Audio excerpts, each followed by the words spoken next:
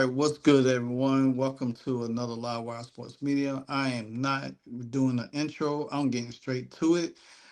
I am so sick and tired of these players in the WNBA playing dirty, doing dirty stuff, and these referees still cannot make the call. Everything against the Indiana Fever is blatant, man. At this point, it's blatant. It's not just Caitlin Clark.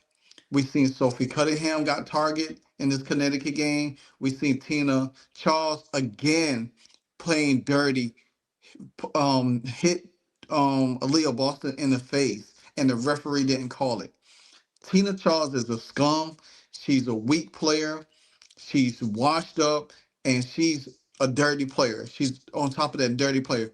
We just seen her got into it with Angel Reese a game before the Connecticut Sun even played the Indiana Fever, and then at the end of the game, you dapping it up with Angel Reese. But then when it came down to Caitlin Clark, you grabbing her hair, you punching her in the back. At the same time, when J.C. Sheldon scratched her in the eye, and then Marina Mabrey came and hit her with a linebacker move. And now this time, you and Aliyah Boston battling down low, and all of a sudden you flare your arms and hit her in the face, and then you stand over her like Ali was over his opponent, like dare her to get up to challenge you, and Aliyah Boston laying down there. But but guess what? That ain't my. That's not my biggest issue. My biggest issue is that the damn Indiana Fever and the Connecticut Sun was kumbaya at the end of the damn game. A game where Kayla Clark got hurt. Sophie Cunningham almost got her head knocked off. She's chuckling it up with somebody. Aliyah Boston got punched in the face by Tina Charles. She's over there talking to Tina Charles.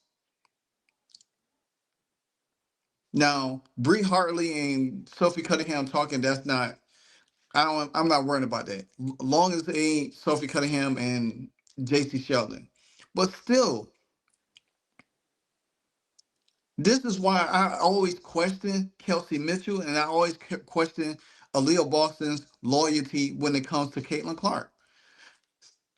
I'm removing Sophie Cunningham and Lexi Hall out of the equation because I know what they do. Who they lie their legions lie to. But I'm always questioning these people because the fact of the matter is you got a dirty player in Tina Charles. Mind you now, I just dropped the video. I just posted stuff on X about this stuff with her and Sue Bird chuckling it up about knocking Caitlin Clark all over the place. And I'm sure Aliyah Boston had seen that clip. But my thing about this is Caitlin Clark always do a pre-game ritual with Aliyah Boston. Always. I just want one time that Aliyah Boston just stand up for Caitlin Clark, man. Hell, stand up for yourself. You got knocked in the face. You went at it with Nafisha Caller over a week ago. Go at Tina Charles. Get back up. Go at Tina Charles. You down on the ground. Getting a 10 count on you. Referee don't care. They just looking at you like you're crazy. And then Tina Charles just stand up there. But guess what? As always, is how I do. I bring them facts and stats and clips with me.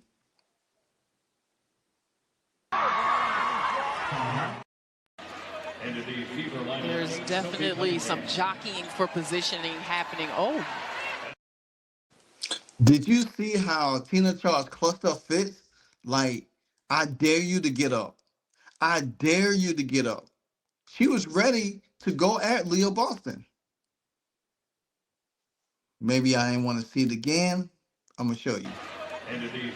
There's definitely some jockeying for positioning happening. Oh.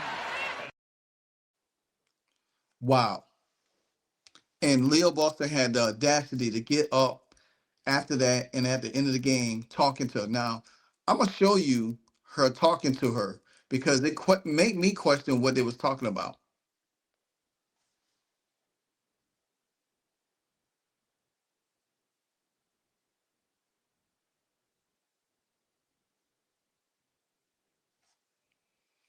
To me, that is some weak s.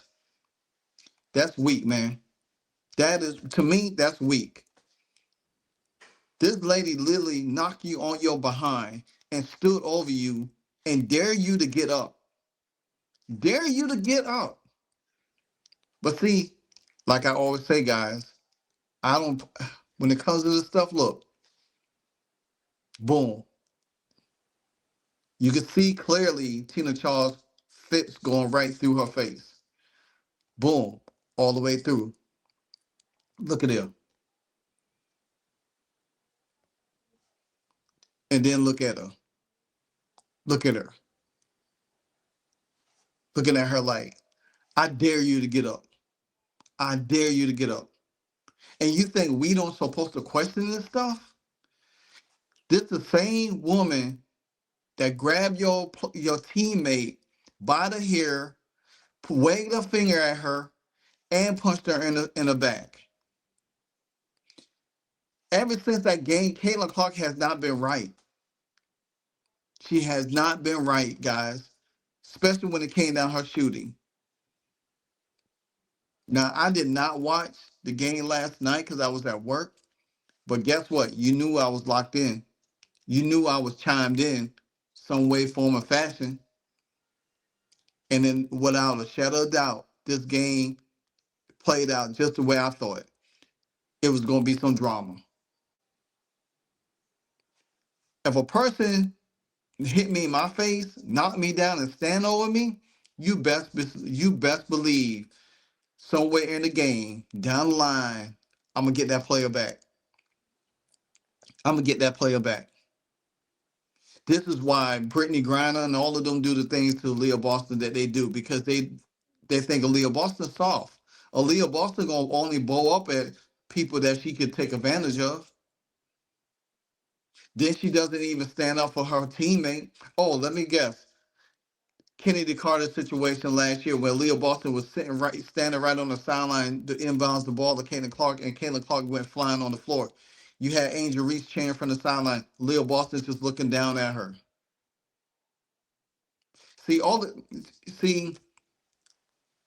No matter how good CC is, no matter how kind her heart is, you got teammates that's jealous of you. They're gonna chuck it up. They're gonna laugh it up with you. But guess what? They got teammates jealous of you. I'm sure she could go to another team and teammates going to relish in her and big up her and praise her. Me personally, I can't get down with this. And I always, like I said before, I try to stay away from the negative part. But guess what? It's the WNBA. There's always going to be some negative news in there, and especially when it comes down to the fever. Oh, and just so y'all know, I do have two more videos after this. I got work today. I got time today. As for Tina Charles, I can't stand you. And I'm just gonna say, I don't care about your accolades. I don't care what you did for the league. You're trash. For you to be Tina Charles wasn't even like this last year when she was in Atlanta. She wasn't even like this. She greeted CC. I don't know what the heck will happen when she got to Connecticut.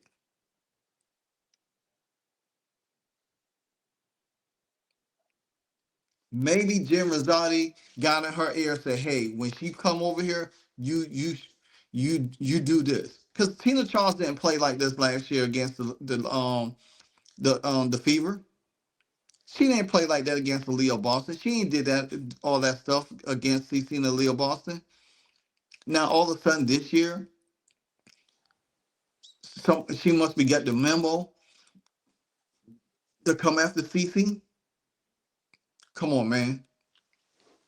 I ain't feeling it. I ain't feeling it. And like I told y'all before, I'm going to stay on her head, anybody head that does Caitlin Clark wrong. I ain't letting up. It's hard to talk about basketball, clean, great basketball game. Yeah, the Fever did win, but winning at what cost? It's going to cost you. It's like these players cannot play basketball without trying to injure somebody because they can't stand a certain team, they can't stand a certain player. If you're that good or you're a professional basketball player like you say you are, play the game. You ain't gotta resort in I showed y'all Ryan Howard tried to punch Caitlin Clark in the head in the Atlanta Dream game. Now we got Tina Charles punching in Aliyah Boston's face.